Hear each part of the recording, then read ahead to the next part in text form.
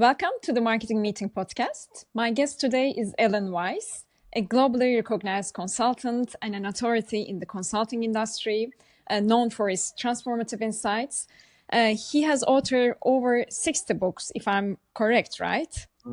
Yeah. And including the bestseller $1 million consulting, $1 million consulting, which is one of my favorite books. And he's also a celebrated speaker inducted into the Professional Speaking Hall of Fame. Welcome, Alan. Thank you. I appreciate it. I would like to have a few questions. I'm really happy that we are recording this at almost the last day of the year. And I have a lot of friends. I'm doing consultancy for 7 years, and a lot of friends who are interested in consulting ask me questions about consulting. And I always ask them to go back to your books because I learned many of the fundamentals of consulting from you and from your books. Just recently, I had a conversation with a friend. He is a former CEO, and I know that he would be very helpful and valuable for a lot of companies out there.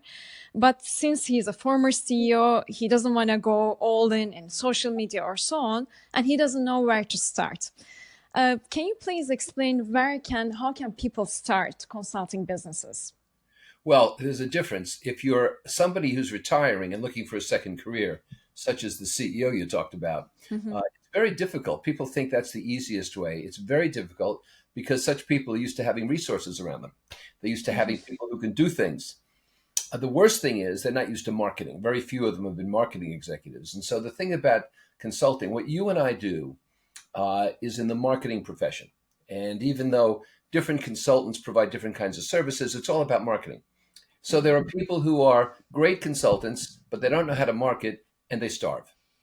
There are people who are great at marketing and just mediocre consultants, but they make a living. But to really be successful, you have to know how to market and how to consult. So I would say to your executive friend, if he or she wanted to go into a consulting position, open their solo consulting business, they should make a list of everyone they know, get their value proposition straight. What are they providing for people now? And then decide how best to reach them and how they can reach the individual. And what you'll have to do is not tell people about what you do, but about what you create for them. And on your books, you talk about, I'm moving to the discovery calls. You talk about that if you want to grow a consulting business, you should be meeting at least 2 new potential clients every week. This is a dilemma that I have also, but how can we find those potential clients and how can we structure those discovery calls? Well, first of all, I don't call them discovery calls. I just call them meetings. Discovery calls are too reminiscent of a pitch, of selling. That's not what we're doing, creating relationships. The second thing is what I talked about was meeting 2 buyers a week. And the buyers don't have to be new. They could be past buyers. But meet 2 buyers a week because buyers have referral business and expansion business and so forth. And getting to the heart of your question, though, how do I do that? There are 6 ways to meet buyers. One of them is mandatory, and that is you ask for referrals. And so you ask people you know. They might be buyers or not. They could be your attorney, your doctor, your accountant. You ask for referrals. A second way is through speaking. You alluded to the fact that I speak. A third is networking. A fourth is publishing. A fifth is doing pro bono work. And a sixth is hosting an event. When I was fired in 1985, I was president of a consulting firm here in Rhode Island. I said to myself, all right, what am I good at? And I said, I'm good at speaking, I'm good at writing. So I wrote and I spoke, I wrote and I spoke. What am I doing today? I'm writing and speaking. And when you say publishing, you mean publishing content or publishing books? I mean both. In other words, I consider podcasts publishing. I consider videos publishing. I consider blog posts publishing. Newsletters are publishing. Social media, not so much. I find social media pretty much a waste of time if you want to build a consulting firm because you're not talking to buyers there. And so books, certainly. I've published, as you said, over 60. My newest one came out earlier this month. But it could also include ebooks. It could include any number of things. People learn in different ways. Some learn audibly, some learn visually, some learn kinesthetically. So you have to be able to put your material in a wide variety of avenues so people can access them. Mhm, mhm. And I have one question, because your books are a lot about consulting. And then I'm a consultant. I'm reading your books as a consultant to learn from you the consulting business. Is it still useful for a company to get consulting from you through reading your books? Because it feels to me that I might be wrong, but it feels to me that usually the consultants are learning a lot from you right now. Well, it's not useful for anybody to try to do anything solely through books. No one ever learned to ski by reading a book. No one even learned to ride a bike by reading a book. And so books create awareness.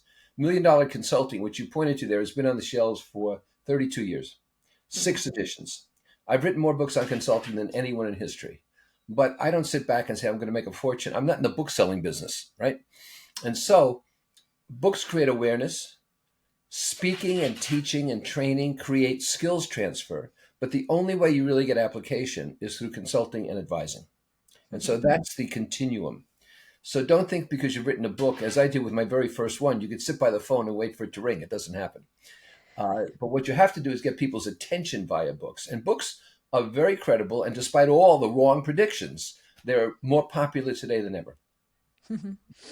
Uh, After the meetings with the potential clients, then there is a point where hopefully that they would be asking for a proposal from you.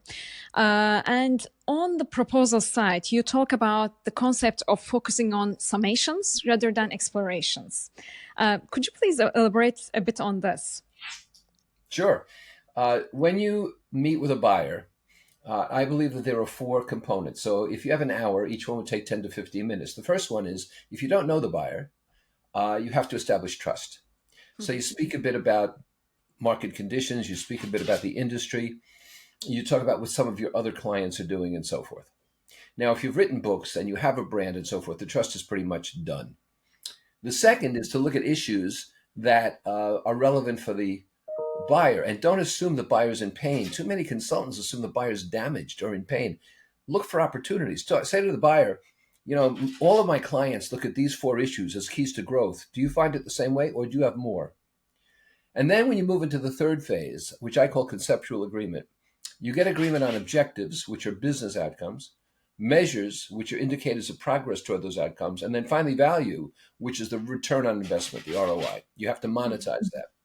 That's conceptual agreement. And then finally, you pour concrete on it. That's the 4th step. In other words, you say, look, is there anything we haven't spoken about besides fees that might stop you from accepting one of the options in my proposal? If so, let's talk about it while we're together. So that conceptual agreement means that a proposal is simply a summation of what's already been discussed. There's nothing new. There's nothing shocking. The buyer has admitted to these are the objectives and measures, and this is my value, and starts to see a 10-to-1 return based on your fee.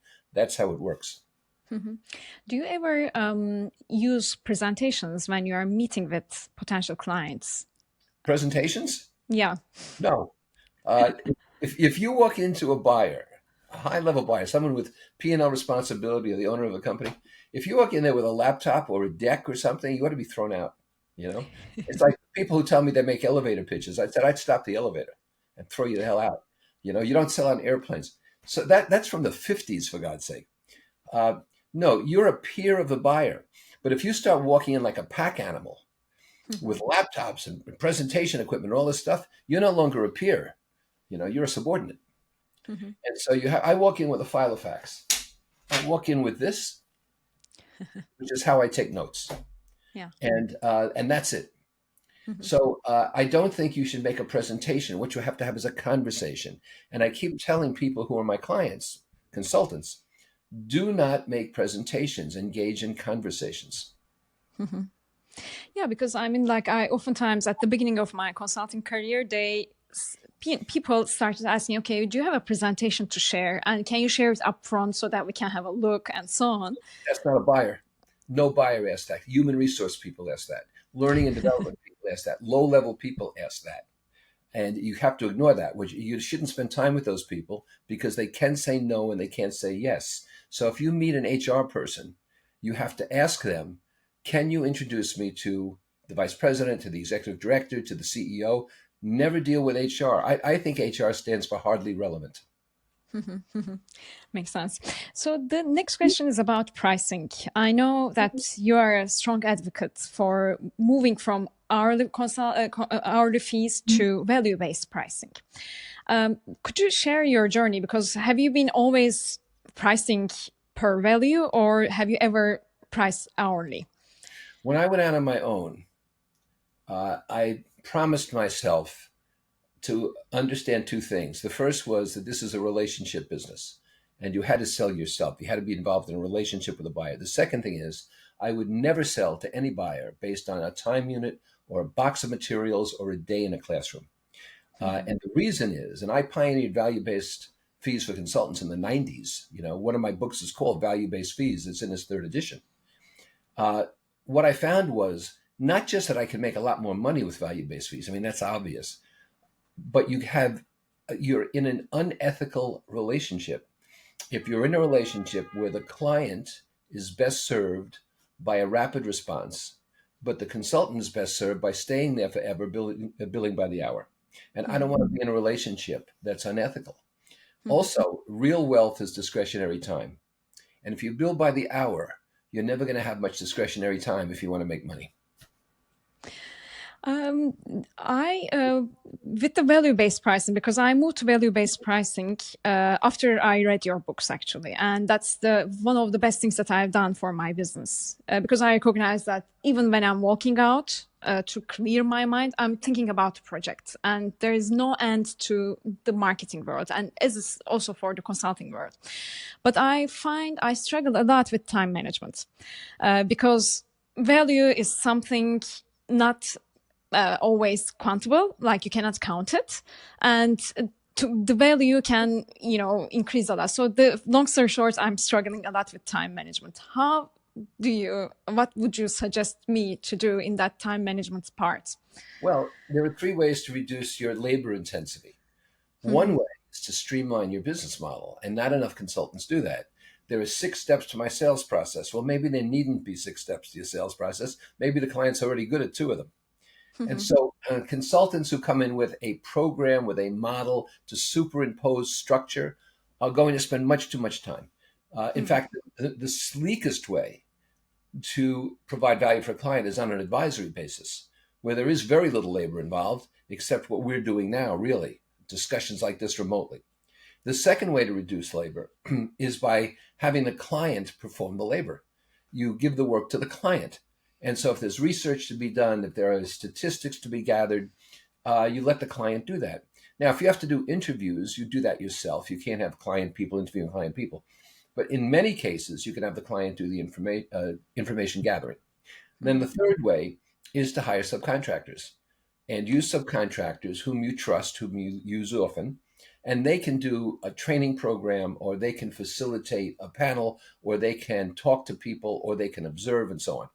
So you have these 3 ways to simplify what you do in lower labor intensity.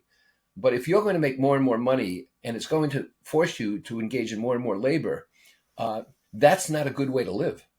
I have one question about subcontractors, because oftentimes, many times, that the reason that a client is want to work with me is because they want my involvement. They don't want another person's involvement, and I assume that it's pretty much the same for you. I might be wrong though.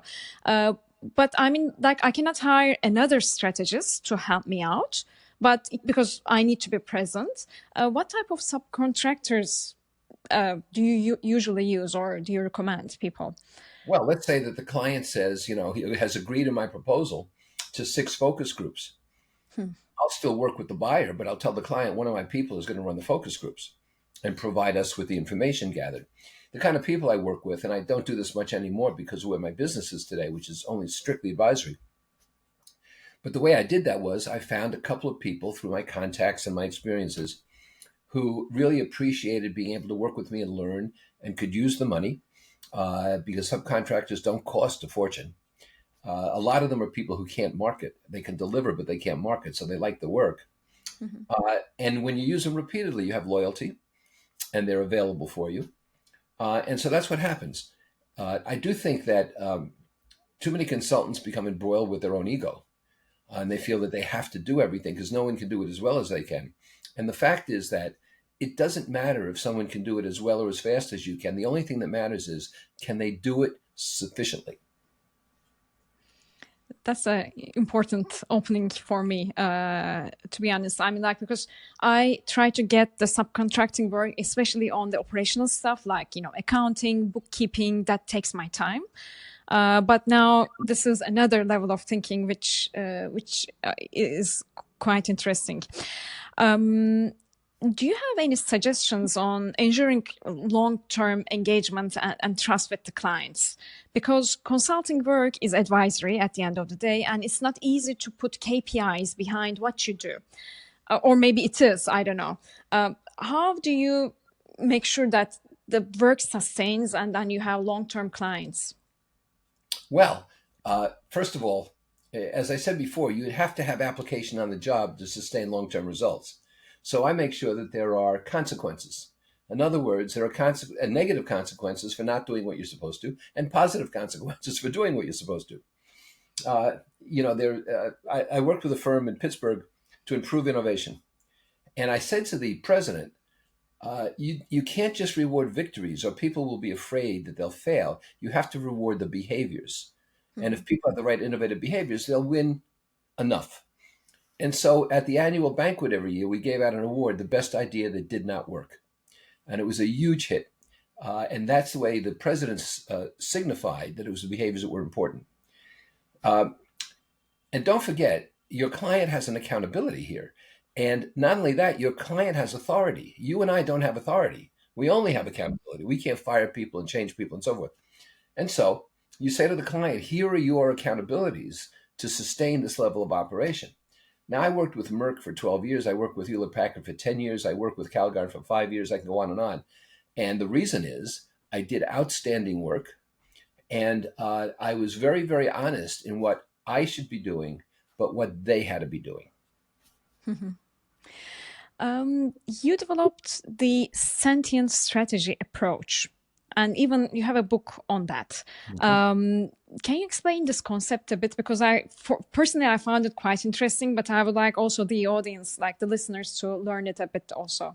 Sure. Well, sentient means self-awareness, right? And somewhere just before the pandemic, I had been a fan of Peter Drucker for my entire career. He passed away, 10 years ago. And he invented strategy in the 50s with Sloan over at General Motors. But I said to myself, 70 years, whatever, is a long time. So what are we talking about? And I realized that I had been involved throughout my career with too many companies that spent 2 months to set a strategy that looked 10 years out. And then, so I started writing this book, and then the pandemic hit. And I realized that all you can do these days is look a year or so out, 18 months, maybe. And you should take about 2 days to do this. And there were ways to do it. So Sentient strategy is about how you get the right people in the room, as few as possible. You look only a year or so out. You identify the vision of where you want to go, which is a very easy and short-term thing to do. Creating vision is not all that elaborate. It's the mission that's important. The mission is raison d'etre. Why are we here? So Merck is here to bring the greatest in scientific research to the greatest areas of human health need. That's their mission. If you don't like that mission, you don't go to Merck. You don't join Merck. And so I created this model that can be taught to a company, that can be facilitated within a company in about 2 days. And optionally, the person leading it can work with the company to help make sure that the accountability is spread down through the ranks. And I actually certify people in Sentient strategy. And we now have about 60 people certified around the world. And they have taken this product and they've run with it. So there's an appetite, there's an interest in getting strategy done on a much more pragmatic basis. For people that are doing this strategy, that are leading these strategy sessions, is it possible that someone can lead a strategy session without knowing the background of a company? I mean, I assume that I can do it, for example, for the current clients that I have, because I have enough of history, I know the industry a lot and so on. But can it be done without knowing anything about the industry or anything about the company? Yes. or I'm a process consultant. And so if you look at strategy or decision making or conflict resolution and negotiation, those are processes. And you superimpose those processes regardless of what the content is. Now, Mm-hmm. if I were a specialist in automotive fuel injection, that's different. And I'd have to know the Mercedes Benz or the Bentley or the General Motors methods of fuel injection to be an expert there. But as a process guy, I don't. I work with Mercedes Benz. And when I did, the vice president of North America said to me, what do you know about cars? I said, that's not important. Your problem is service. And I know everything about service. So uh, it doesn't hurt to be conversant. In other words, you should know what a defalcation is in a bank. In a chemical company, you should know about continuous flow processes. You know, and to these days, um, uh, supply chains and things like that. But you don't need to be an expert in the industry. You need to be an expert in your process. Mm-hmm. Meaning the strategy processes that you are doing. That's Mm-hmm. right. Nobody can say to me, look, your strategy process doesn't apply to a bank. Well, show me where it doesn't apply. You don't have strategic factors. You don't have threats and opportunities or whatever it happens to be. Mm-hmm. Yeah. So overcoming some challenges. Can you share a significant challenge that you faced while you are growing your business? Well, yeah. I mean, the early in my business, don't forget there was no internet, and the challenge was meeting a sufficient number of people. Mm-hmm. So, for example, I didn't capture names sufficiently. I never realized how important capturing names would be. Now on a computer, it's easy. On your iPhone, it's easy. But back then, I didn't do that. So I had to meet people. But fortunately, I had some contacts in these large companies, and I did great work. And they started mentioning me to others. Uh, and another challenge is trying to understand what you need and don't need. That's why these executives have to understand they're not going to have unlimited resources on their own. When I was fired, my wife said, "What are you going to do?" I said, "I'm going to get an office." And my wife said, "Well, why do you need an office?" I said, "Well, I'm my own boss now." She said, "Yeah, but people won't come to you. You will go to them. You don't need an office." She said, "I'll tell you what, if it turns out you need an office, then get one." So about 18 years later, I still had no office. And I calculated it would have cost me $450,000 to have paid a mortgage or rent, repairs, insurance, part-time secretary, and so forth. $450,000, which is almost exactly the amount it cost me to put my two kids through private school from kindergarten through undergraduate school. And so you have to be careful about what you need and don't need, because I meet consultants all the time. They come to me for coaching, they want advice, and their virtual assistant is arranging things for them. And I said, I'm not talking to your virtual assistant. I'm not talking to your full-time assistant. I'm not talking to your alter ego. I'm not talking to whomever. You talk to me directly. You don't need an assistant. But this is an ego thing. Yeah, so they always want the latest, in lights and sound and action. And, I met somebody doing Zoom work with 3 cameras. I have a camera up here in my Mac studio, and that's it. I don't need 2 more cameras. I mean, we're doing okay. You know what I'm saying? My Yeah. microphone, is right here. So you Perfect. have to understand what you need, because debt will kill you. It Mm-hmm. will kill you as a solo. And I'll tell you one more thing, Eater. That is that a lot of us are refugees from large companies, Mm-hmm. and then we've come out and we formed our own solo business, and now we have worse bosses. That's a yeah. My boss is quite strict and disciplined and wants me to work every day. Creates guilt. Yeah, exactly. Um, how do you integrate? What tools or technologies do you use in your business? Well, I probably I probably use 20% of the available technology that I have. Like, I have this big desktop computer here, and Mm-hmm. I have a laptop behind me. And of course, I have an iPad and I have an iPhone, and God knows what else I have. But the 20% I use of them, I do to 100%. And so I'm very responsive with email. Mm-hmm. I create my own videos. I have a Minute with Alan, which shows every day. I have a monthly, the writing on the wall is once a month, which I do with a videographer. I have a cartoon that goes up on my every Friday. I have a podcast every Thursday. One of my technical people estimated I have 1,800 hits a year with my best client and prospect base. So I use technology in that manner, but I don't use technology for its own sake. What I'm thinking of doing now, just to give an example, is creating AI, but not artificial intelligence, Alan intelligence, which means somebody can go to my site if they're a member and ask a question, and the AI will bring together video, audio, text, and everything to answer their question right there. So it's totally passive income for me. It's totally effective for them, but it also enables me to say to them sort of subtly, if you're not getting sufficient stuff here, you need to deal with me directly.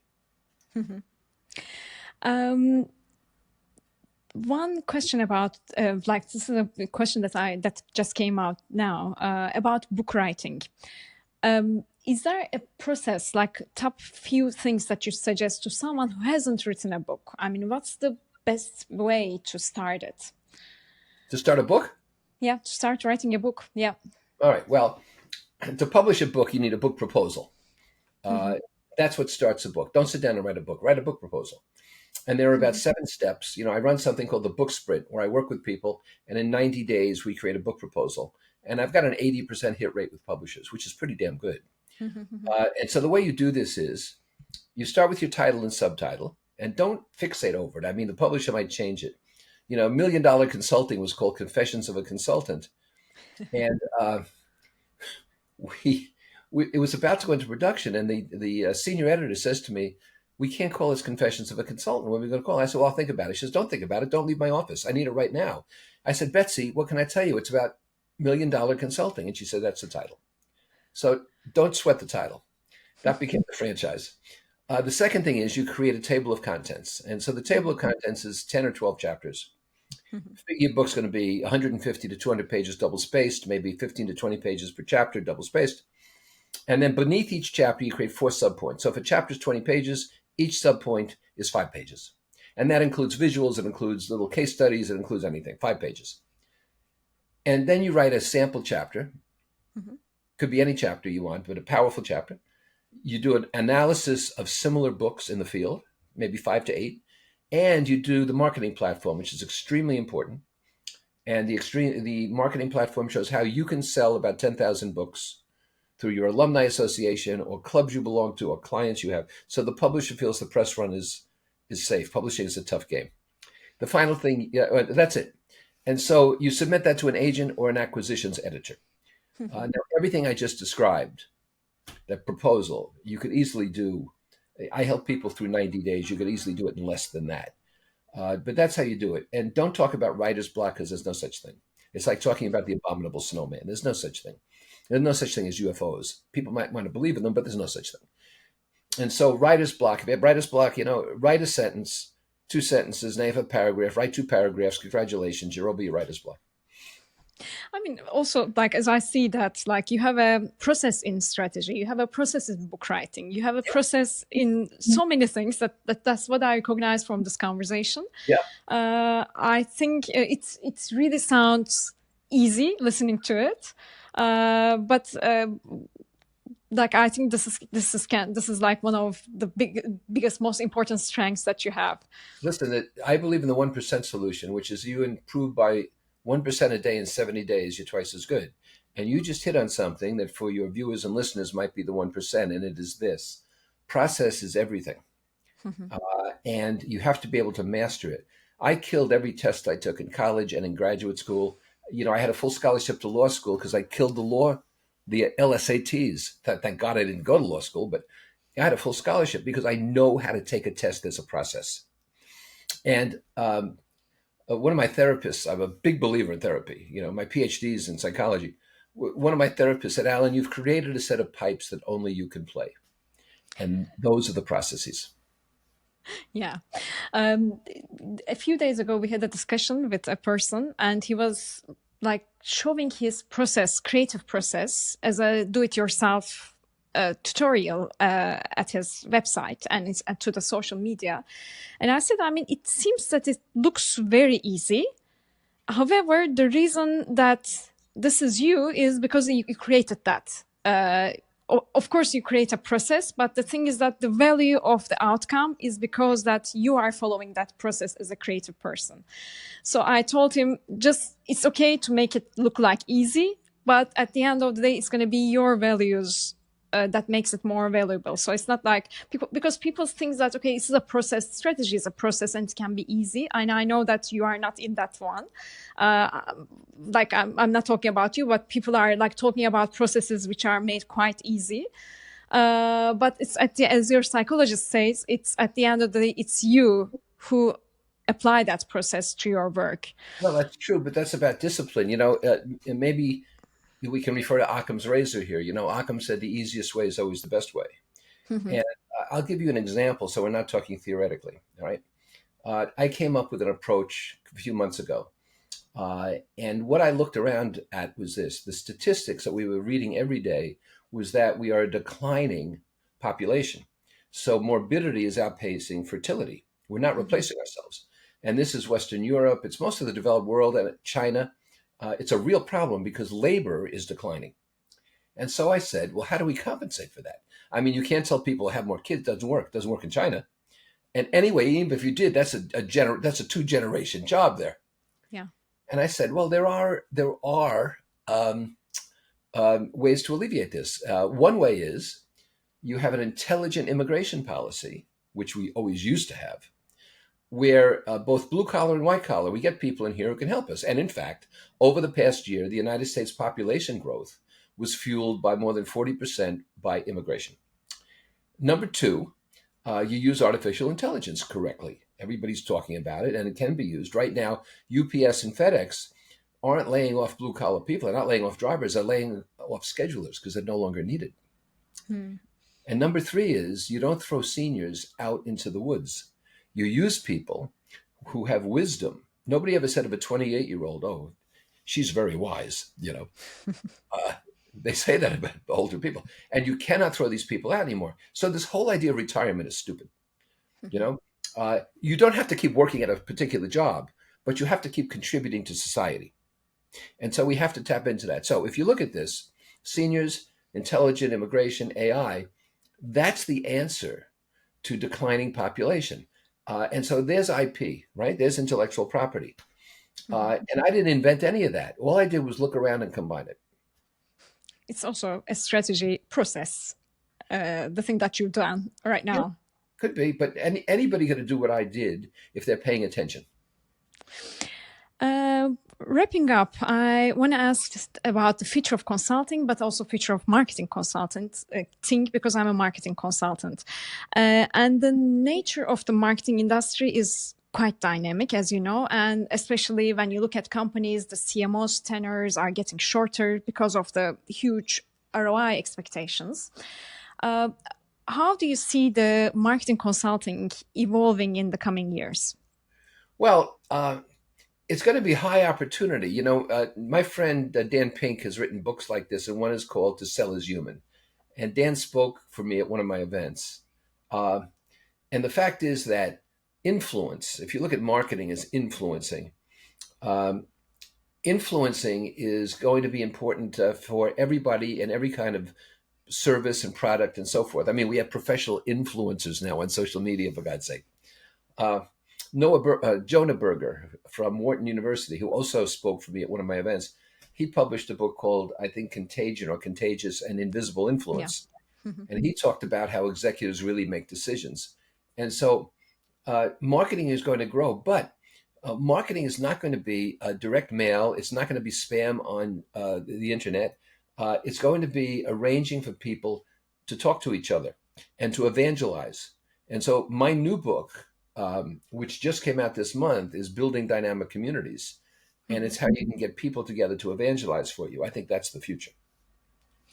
What do you think about the consulting outsourcing companies? Because, like, if you cannot find, like, many of my friends suggested at the beginning that I become a part of an outsourcing company, like another company that is outsourcing consulting businesses, but I never did that. What do you think about those companies? Well, good for you. That's crap. That's garbage because this is a relationship business. And so why would you deal through a third party? It's like there are speakers bureaus that connect you with a company who need a speaker, and the speakers bureau think that the company's their client. I'm the talent, not them. All they're doing is introducing us, and for 25 or 30%. So as soon as I didn't need them, I got away from them. Never put a third party between you and a buyer. Mm-hmm. Thank you. It helped my thinking also. To wrap up with, what's one business book? You've written so many business books, and I keep on like adding your books to my book suggestions and so on. Last year, I had like $1 million consulting well, I keep saying it $1 million consulting because that's my revenue target for the short feature. But what's one business book that you would recommend other than the books that you have? I'm just thinking. I think that one of my books is in Turkish. I can't remember which one because the publishers keep track, but I'll take a look. Anyway, I don't want to digress, but it just occurred to me. Look, you asked me for one good book that's not mine, right? Yeah. I don't think I can answer that with one book, but I'll tell you this. If you're a marketing consultant, I would read Andrea Gabor, The Capitalist Philosophers, which is a history of consulting, really. I would read Peter Drucker. I would read something like Managing in Turbulent Times, which is as effective today as ever. And I would read a book by Jonah Berger or Dan Pink, whom I've mentioned, on really how you influence others. Since those come to mind easily, those are probably my best suggestions. In Rhode Island, is there a favorite coffee place that you go? Well, this will disappoint you because I go where my dogs want to go, and my dogs want to go to Dunkin' Donuts because they get treats when I drive through. But I happen to like Dunkin' Donuts coffee, and I don't have to get out of the car, and the dogs are happy. And I think, excuse me, but ordering a double shot of latte soy with some kind of a cow dander on it is an affectation. So Dunkin' Donuts is good for me. That's good to hear. How many dogs do you have? Two dogs? I have two dogs. I have a Cavapoo, which is a King Charles Spaniel Poodle or something, and then I have a white German Shepherd. Oh, nice. Thanks so much for joining me. And it was really useful. And $1 Million Consulting is, as you see, like we have a very small apartment in New York City. And when I moved to here, the thing that I have to get, just say goodbye to was my bookshelves. And I left them in Turkey in our summer house. All the books are there. And I only keep the books, like top 5 books that I want to keep. Wow. And $1 Million Consulting is one of them, which I continue going back to a lot. Thank you so much for being such an inspiration and such a mentor that maybe you don't know, but you are already a mentor for me for many years. Thank you so much for that. That's very generous of you. And let me just say, if you go to alanweiss.com, there are free resources in books and video and audio. alanweiss.com. Help yourself. Thank you for having me. I really appreciate it.